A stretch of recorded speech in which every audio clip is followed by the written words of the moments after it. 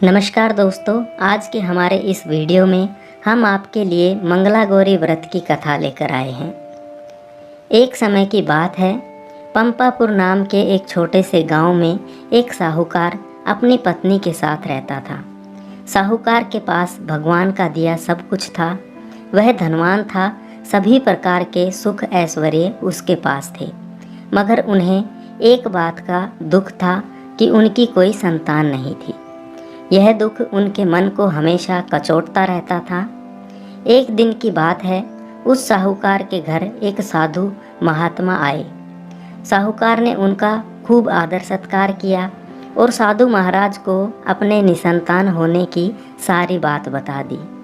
तब उन साधु महात्मा ने उस साहूकार को सावन के मंगलवार के दिन किया जाने वाला माँ मंगला गौरी का व्रत रखने को कहा और पूजन की विधि बताई। सावन माह के पहले मंगलवार से ही साहूकार की पत्नी ने माता पार्वती का पूजन और व्रत करना शुरू कर दिया। अब वह हर मंगलवार को माँ मंगला गौरी का व्रत करती।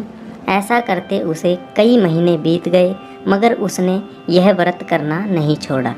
एक दिन उसके भक्ति भाव से प्रसन्न होकर माता पार्वती ने भोलेनाथ से उस साहूकार और उसकी पत्नी के लिए संतान का वरदान मांगा। उस रात साहूकार ने सपने में एक आवाज़ सुनी, जिस आम के पेड़ के नीचे गणेश जी विराजमान है, उस आम के पेड़ का फल तोड़कर अपनी पत्नी को खिला दो, तुम्हें अवश्य पुत्र रत्न की प्राप्ति होगी। अब साहूकार ऐसे आम के वृक्ष को ढूंढने लगा। कई दिनों की मेहनत के बाद आखिरकार उसे एक दिन एक आम का पेड़ मिल गया, जिसके नीचे गणेश जी की प्रतिमा स्थापित थी। साहूकार ने आम तोड़ने के लिए पेड़ पर पत्थर मारने शुरू कर दिए। ऐसा करने से आम तो टूटकर गिरा ही, लेकिन साथ ही साथ एक पत्थर जाकर गणेश जी की प्रतिमा को लग गया। इससे रुष्ट होकर गणेश जी ने उस साहूकार को श्राप दिया, हे स्वार्थी मनुष्य, तूने अपने स्वार्थ के कारण मुझे चोट पहुंचाई है, अतः तुझे भी ऐसे ही चोट लगेगी। माता पार्वती के आशीर्वाद से तुझे पुत्र रत्न की प्राप्ति तो होगी, परंतु वह 21 वर्ष की आयु तक ही जीवित रहेगा। फिर सांप के डसने से उसकी मृत्यु हो जाएगी। यह सुनकर साहूकार घबरा गया। उसने घर आकर आम का फल अपनी पत्नी को खिला दिया, परंतु गणेश जी के श्राप की बात उसे नहीं बताई। कुछ समय पश्चात साहूकार के घर में एक सुंदर बालक ने जन्म लिया। साहूकार और उसकी पत्नी ने मिलकर उसका नाम मनु रखा। देखते ही देखते मनु 20 वर्ष का हो गया। अब अपने पिता के साथ व्यापार करने जाने लगा। एक दिन घर लौटते समय दोनों पिता और पुत्र भोजन करने के लिए गांव के तालाब के पास पेड़ की छांव में बैठ गए और भोजन करने लगे। तभी उस तालाब पर गांव की 2 लड़कियां कपड़े धोने के लिए आई। उनका नाम कमला और मंगला था। कपड़े धोते समय दोनों आपस में बातें कर रही थी। कमला ने मंगला से कहा, क्यों मंगला, तुझे याद है मैं कब से मंगलवार को मंगला गौरी का व्रत कर रही हूँ। अब कुछ ही मंगलवार के बाद मैं व्रत का उद्यापन करूँगी। इस व्रत के करने से मुझे मनवांछित वर प्राप्त होगा और मैं सुख चैन से रहूँगी। ऐसा कहते हुए कमला आगे बोली, मंगला, तू भी अगले साल के सावन के पहले मंगलवार से यह व्रत प्रारंभ कर देना, तो तुझे भी अखंड सौभाग्य के साथ मनपसंद वर मिलेगा। कमला की बात सुनकर मंगला भी व्रत के लिए तैयार हो गई। वहीं वह दोनों पिता और पुत्र लड़कियों की बातें सुन रहे थे।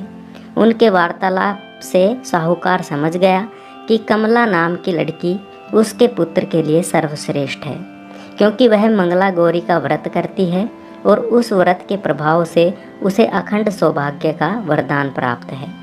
यह सोचते हुए साहूकार ने तय किया कि कमला का विवाह मनु के साथ करवाएंगे। अब साहूकार कमला के पीछे पीछे उसके घर की ओर चल दिए। कमला के पिता उस नगर के नामी साहूकार थे।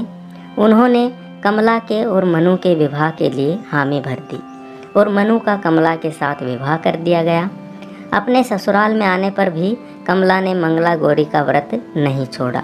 वो नियम से मंगला गौरी का व्रत करती रही। उसके व्रत से प्रसन्न होकर एक दिन माता पार्वती ने कमला को स्वप्न में दर्शन दिए और कहने लगी, सुनो कमला, मैं तुम्हारे व्रत से प्रसन्न हूँ, लेकिन तुम्हारे पति की आयु कम है। अगले महीने मंगलवार के दिन एक सर्प तुम्हारे पति के प्राण लेने आएगा, लेकिन तुम बिल्कुल मत घबराना और उस सर्प के लिए एक प्याले में मीठा दूध रख देना और उसके पास एक खाली मटका भी रख देना। वह सर्प दूध पीकर अपने आप उस मटके में चला जाएगा और तुम उस मटके का मुंह कपड़े से बांध देना, जिससे तुम्हारे पति के प्राण बच जाएंगे। अगले माह का मंगलवार आया। कमला ने यह बात किसी से भी नहीं बताई और माता पार्वती के कहे अनुसार ही किया। सांप आया और दूध पीकर मटकी में जाकर बैठ गया और कमला ने मटकी का मुंह बांध दिया और उसे जंगल में रख आई। माता पार्वती की कृपा से कमला के पति के प्राण बच गए। इस प्रकार मंगला गौरी व्रत के प्रभाव से मनु श्राप मुक्त हो गया। जब घर के सभी लोगों को यह बात पता चली तो सब लोग बहुत प्रसन्न हुए और माँ गौरा के गुणगान गाने लगे। गांव की महिलाओं ने कमला से व्रत का विधि विधान पूछा और व्रत प्रारंभ कर दिया। कमला ने अगले मंगलवार मंगला गौरी व्रत का उद्यापन खूब धूमधाम से किया। ब्राह्मणों को भोजन कराया, दान दक्षिणा देकर उनसे आशीर्वाद प्राप्त किया। इस प्रकार मंगला गौरी के आशीर्वाद से कमला के पति की जान बच गई। हे माता पार्वती, जिस तरह आपने कमला के पति की आयु लंबी करी, उसी प्रकार इस कहानी को कहते सुनते और हुंकार भरते सब पर कृपा करना। जय माँ मंगला गौरी।